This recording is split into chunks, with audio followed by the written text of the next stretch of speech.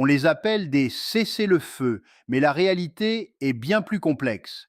Quelques heures après l'annonce officielle, un vent d'optimisme a soufflé sur les marchés mondiaux. Les bourses ont bondi, le prix du baril a commencé à chuter et une foule s'est rassemblée place Enkhab à Téhéran. Partout, un mot résonnait comme un mantra: paix. De Berlin à Riyad, les chancelleries ont multiplié les félicitations, tandis que les réseaux sociaux débordaient de messages de soulagement. Pendant 2 jours, la planète a semblé reprendre son souffle. Puis, le vernis a craqué. Israël a frappé le Liban et l'Iran a de nouveau brandi la menace d'un verrouillage du détroit d'Ormuz. À Téhéran, le président du Parlement a accusé Washington d'avoir violé 3 points essentiels de l'accord avant même le début des discussions. Le Pakistan, en tant que médiateur discret, a dénoncé des violations de la trêve et a appelé à la retenue. Pendant ce temps, la Maison-Blanche affirmait que la navigation restait libre. Cependant, les analystes de Lloyd's List ont noté un fait alarmant. Seuls 3 navires ont osé traverser ce passage crucial par lequel transite un cinquième du pétrole mondial dans les 24 heures suivant l'annonce. Ce décalage est au cœur de ce que les grands médias ne vous révèlent pas.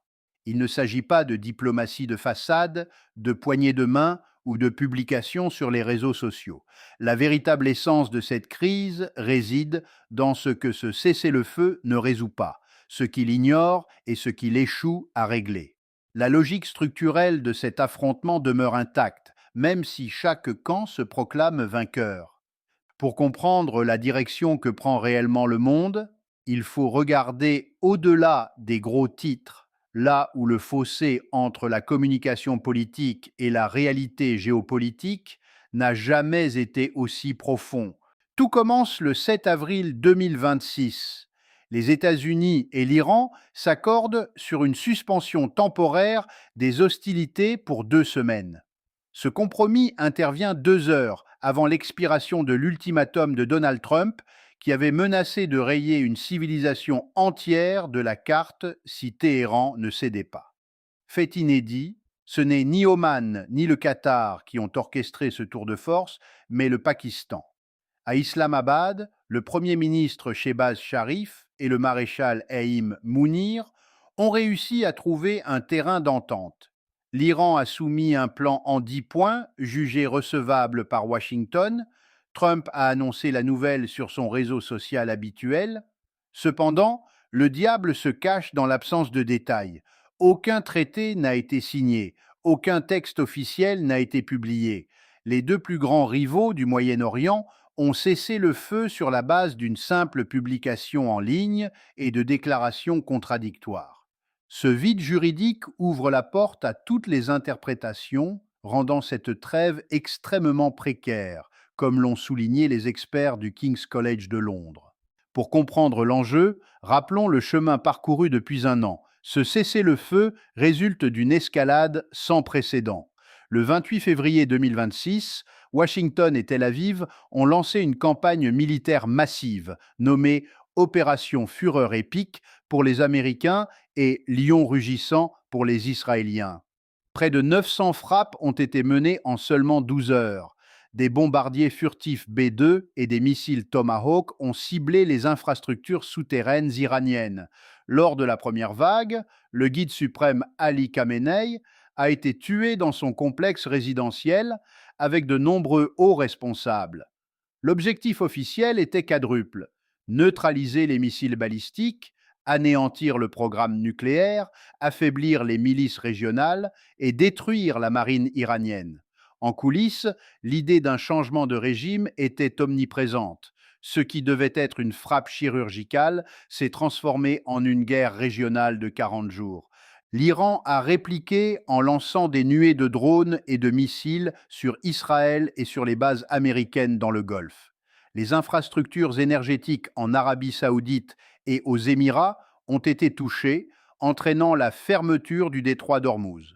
L'Agence internationale de l'énergie a évoqué la plus grande perturbation pétrolière de l'histoire, avec 20 millions de barils retirés du marché quotidiennement. Le Brent a explosé à plus de 114 dollars. En Asie du Sud-Est, le rationnement du carburant a commencé.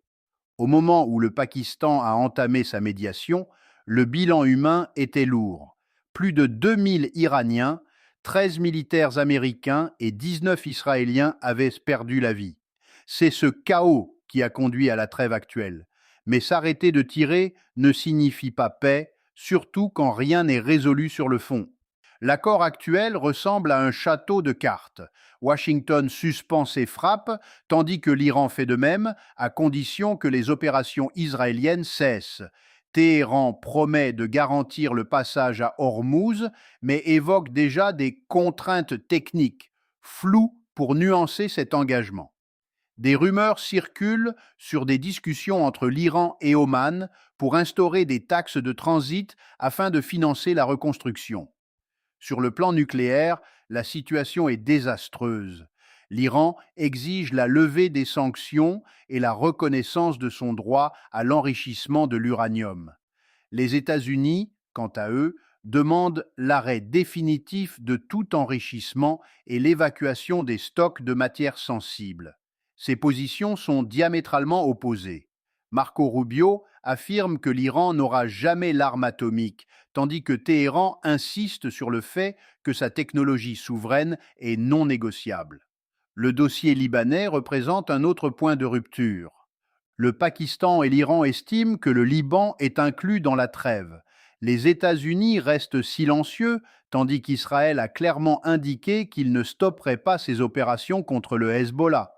Peu après l'annonce du cessez-le-feu, Beyrouth subit des frappes violentes, faisant des centaines de victimes.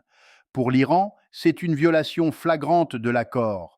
Le vocabulaire est crucial. Le terme cessez-le-feu est utilisé par tous, mais chacun lui attribue un sens différent. Trump parle de victoire totale, l'Iran d'une défaite historique pour Washington, et le vice-président Vance admet avec une rare honnêteté qu'il s'agit d'une trêve fragile. Militairement, la situation reste inchangée. Les États-Unis maintiennent 50 000 hommes dans la région. Bien que la marine iranienne soit affaiblie et que de nombreux commandants aient été éliminés, le nouveau guide suprême, Mojtaba Khamenei, déclare que l'Iran est prêt à poursuivre les hostilités indéfiniment. De plus, les services de renseignement américains divergent sur l'état du programme nucléaire iranien. Certains estiment qu'il est retardé de plusieurs années, tandis que d'autres craignent que l'essentiel des stocks ait été mis à l'abri avant les frappes. Téhéran menace même de se retirer du traité de non-prolifération, signalant ainsi qu'il garde toutes ses options ouvertes. Au cœur de ce jeu d'échecs, un acteur demeure imprévisible, Benjamin Netanyahou. Pour lui, cette trêve n'est qu'une étape, pas une conclusion. Israël n'est pas présent à la table des négociations d'Islamabad. Confronté à des enjeux électoraux et à des procès pour corruption, Netanyahou a tout intérêt à maintenir une pression militaire pour garantir sa survie politique. Il redoute tout accord imposé par Washington et Téhéran. En frappant le Liban, il affirme qu'il n'est pas lié par les promesses de ses alliés. Washington s'engage à contenir Israël, mais sa capacité réelle à le faire reste incertaine dans les 2 semaines à venir. Nous avons deux alliés aux priorités divergentes. Israël vise à détruire le programme nucléaire iranien, tandis que les États-Unis cherchent à désamorcer la crise économique mondiale liée au pétrole. Regardons plus loin. Même si les discussions d'Islamabad commencent, l'écart entre les exigences iraniennes et américaines demeure immense. Le précédent de 2015 montre qu'un accord peut prendre des années à se finaliser pour s'effondrer en un instant. Ici, on tente de résoudre en 2 semaines ce que la diplomatie mondiale n'a pas réussi à régler en une décennie, sans cadre multilatéral solide. Ce n'est pas du pessimisme, c'est une question d'arithmétique politique. 3 signes indéniables se dessinent pour les jours à venir. D'abord, surveiller le trafic maritime à Hormuz plutôt que les communiqués officiels. Si les navires continuent d'éviter la zone malgré les discours d'ouverture, la menace demeure réelle. Ensuite, observer la réaction de Washington face aux frappes israéliennes au Liban. Si les États-Unis ne parviennent pas à imposer une retenue à Tel Aviv, l'Iran considérera le processus comme une impasse. Enfin, la question de l'enrichissement d'uranium sera le test ultime. C'est un point crucial pour Téhéran, un levier qu'il ne lâchera pas sans une contrepartie majeure. Trois scénarios se profilent. Soit la trêve tient miraculeusement, les discussions s'étirent et un accord partiel émerge, l'option la plus complexe. Soit un effondrement silencieux se produit, les combats reprennent progressivement, la trêve expire discrètement et le monde replonge dans une guerre d'usure régionale, l'issue la plus probable.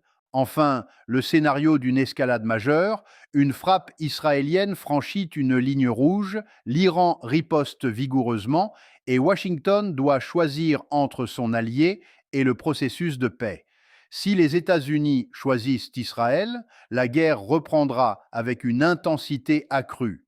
S'ils s'abstiennent, l'alliance américano-israélienne fera face à sa plus grave crise historique.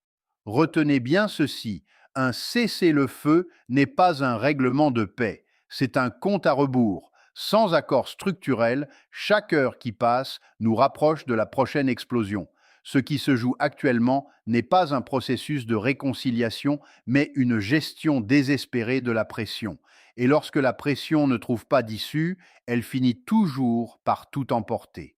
Le détroit d'Ormuz reste sous haute tension, le pétrole demeure cher, le programme nucléaire iranien est loin d'être éteint, et Benjamin Netanyahou a été très clair. Pour lui, cette guerre est loin d'être terminée.